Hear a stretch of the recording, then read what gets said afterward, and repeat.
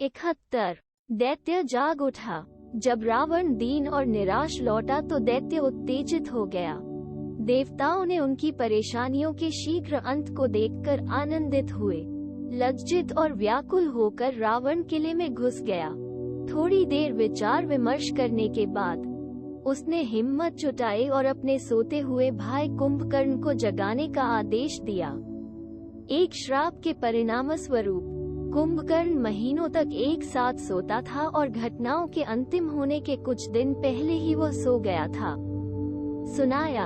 रावण ने अपने मंत्रियों से कहा कि वे एक बार में कुंभकर्ण को जगाने और उसे युद्ध के लिए तैयार करने के लिए कोई प्रयास न करें। अंत में उसने आदेश जारी किया जैसे कि वो अंतिम सफलता के लिए निश्चित था। योद्धाओं को किले की रक्षा करने दो। मेरा भाई गहरी नींद में है।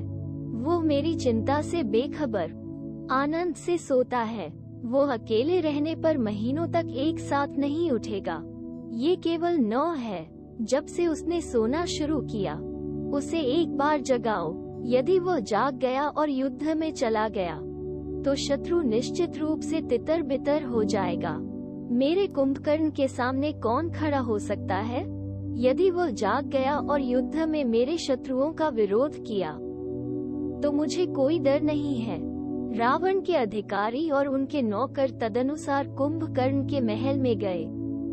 वे जानते थे कि जैसे ही उसने अपनी आंखें खोली वह भूख से व्याकुल हो उठेगा। सो उन्होंने पहले उसके लिए पहाड़ तैयार करके उसके लिए भोजन वस्तुओं का ढेर लगाया। फिर उन्होंने ढोल और शंख बजाते हुए एक महान शोर मचाया। कई राक्षसों ने राक्षस के विशाल शरीर को धक्का देकर और हिलाकर खुद को थका दिया। उनके चिल्लाने और ढोल और तुरही के साथ जो शोर हुआ उससे आकाश भर गया और लंका के सभी पक्षी और जानवर डर गए। लेकिन कुंभकर्ण ने अपनी नींद में कुछ भी नहीं सुना। राक्षसों ने उसे जगाने का कठिन परिश्रम किया। उन्होंने उसके शरीर पर हाथियों को चलाया। उन्होंने डंडे लिए और उसे पीटा। अंत में उसकी पलकें थोड़ी सी खुल गईं और जैसे कोई मच्छर सोते हुए झाड़ सकता है उसने उन सभी को एक तरफ धकेल दिया और जम्हाई ली। इस प्रकार कुंभकर्ण की नींद में खलल डाला गया जो अन्यथा महीनों लंबा होता। लेकिन इसका कारण जानने से पहले ही उसने खाना पीना शुरू कर दिया। मांस के ढेर और उसके लिए तैयार रक्त और शराब के बर्तन समाप्त हो गए थे। जब उसकी भूख कुछ कम हो गई थी तो राक्षस उसे स्थिति से परिचित कराने के लिए उसके पास पहुँचे। रावण के मंत्री युपक्ष ने कहा, भगवान, हम युद्ध में हार गए हैं और गंभीर खतरे में खड़े हैं। आपको सीता के बारे में झगड़ा याद होगा। राम और लक्ष्मण के साथ वानर आ चुके हैं और किले को तोड़ रहे हैं।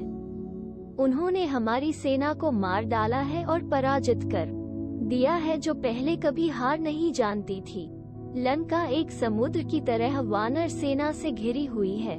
रावण स्वयं युद्ध के लिए गया था लेकिन वह सेवानिवृत्त हो गया। ये हमारा सौभाग्य था कि उसकी जान बच गई। इसी क्षण में जाकर इस शत्रु का नाश करूंगा। मैं वानरों को मारूंगा और राम और लक्ष्मण का खून पीऊंगा। इसे खत्म करने के बाद मैं सबसे पहले जाऊंगा और राजा की प्रतीक्षा करूंगा। पहले राजा को देखना चाहिए और उसके साथ सलाह लेनी चाहिए कि क्या किया जाना चाहिए।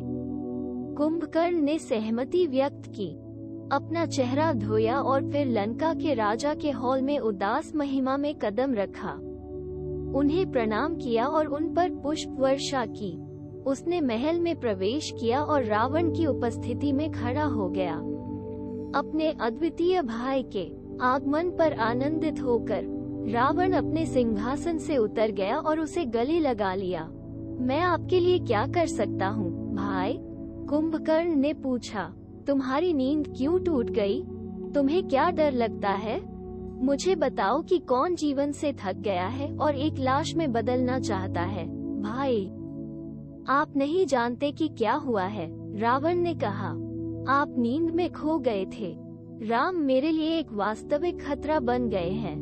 उन्होंने समुद्र के उस पार एक बांध बनाया है जिसे हम पवित्र मानते थे, और अब वानर सेना दूसरे समुद्र की तरह लंका को घेर लेती है। हमारे योद्धा जिन्होंने उन्हें सुलझाया और उनका सामना किया, वे हार गए और लगभग समाप्त हो गए। ये है आपके लिए अब हमें विनाश से बचाने के लिए, और मुझे पता है कि आप इसे कर सकते हैं। आपने देवताओं को पराजित करने के लिए रखा है। मैं आपके लिए अपने प्यार को जानता हूँ। मैं युद्ध में आपकी उत्सुकता और आपके साहस को जानता हूँ। एक बार जाओ और इन दुश्मनों का सफाया करो और हमारी जरूरत में हमारी मदद करो और बचाओ लंका। कुंभकर्ण जब उसने रावण की चिंता की तलवारें सुनी तो वह पहले तो दुश्मन के खिलाफ रोष में आ गया, लेकिन जल्द ही उसे पूरी कहानी याद आ गई और रावण को अपनी अजेयता का गौरवशाली विश्वास हो गया और इसने उसे थोड़ा कड़वाहट से मुस्कुरा दिया।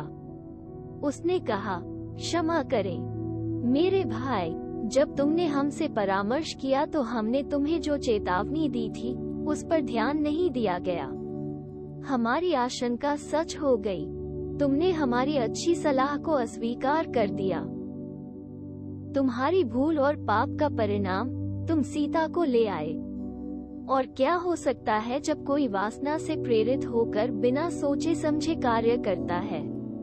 यदि आप चाहते और आपके पास आत्मविश्वास और शक्ति होती तो पहले राम और लक्ष्मण का वध करना और फिर उसे जब्त करना बुद्धिमानी होती। आपने बिना सोचे समझे और गलत क्रम में काम किया है।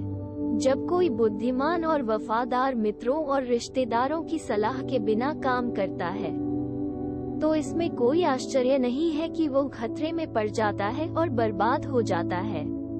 क्या आप नहीं जानते कि इन चीजों का पालन करना चाहिए? क्या एक राजा को यह नहीं समझना चाहिए कि कौन उसे अच्छी सलाह देता है और कौन बुरी? अब ऐसी बात के लिए अतीत। अब आपको जो चाहिए वो आपकी आलोचना नहीं बल्कि आपका कौशल है।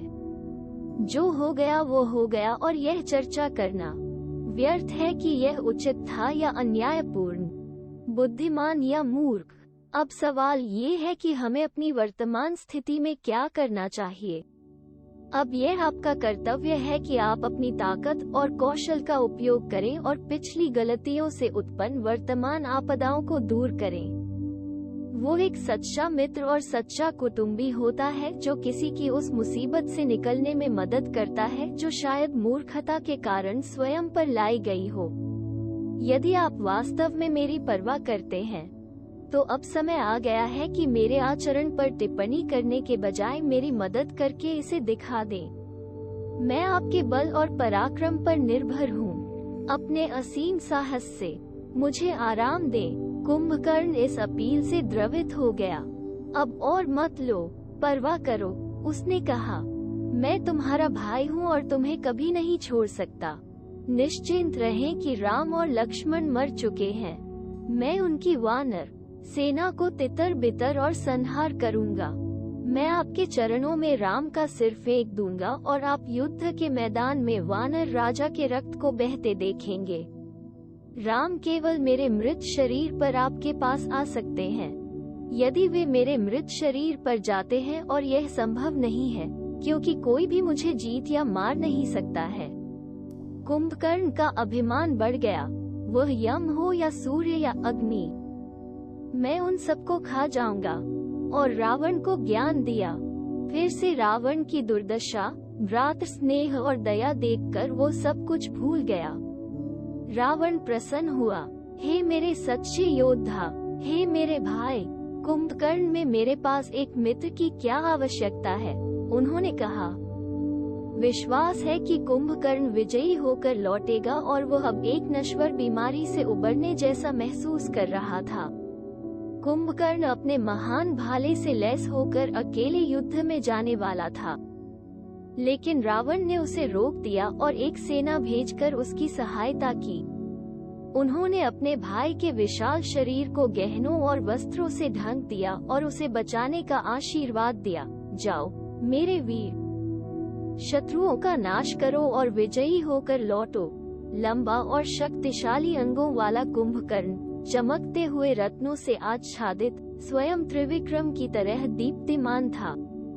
उसने अपने भाई की परिक्रमा की, झुककर और हाथ में भाला लेकर राक्षसों की प्रशंसा के बीच और एक के नीचे मार्च किया। फूलों की वर्षा और शुभकामनाएं कुंभकर्ण के विशाल रूप के रूप में राक्षसों के बीच भी उग्र। समय के अंत में या किसी महान प्राकृतिक प्रलय में यम की तरह किले की दीवार को पार करते हुए देखा गया। वानर भयभीत थे और सभी दिशाओं में भागने लगे। बड़ी मुश्किल से उनके प्रमुखों ने उन्हें लामबंद किया और उन्हें युद्ध के रूप में रखा।